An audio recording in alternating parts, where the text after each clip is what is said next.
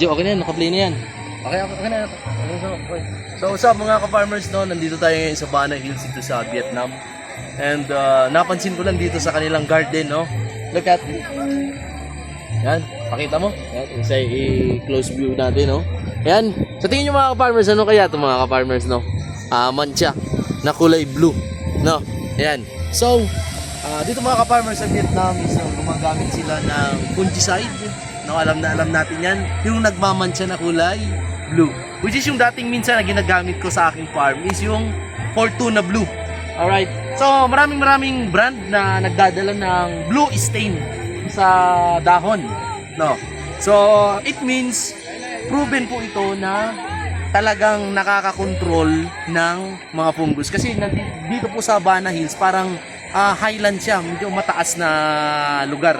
Kaya prone yan sa moist. Pag prone sa moist, prone din sa fungal infection.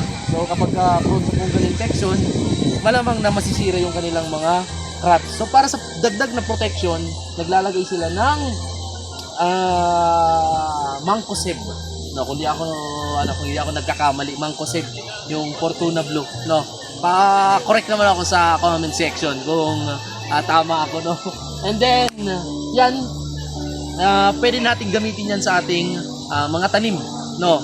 Pwede kayo mag-search sa Shopee. Na Fortuna Blue na aking ginagamit dati sa aking farm.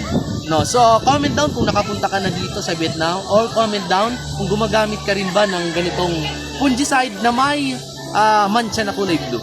Alright guys, peace yo.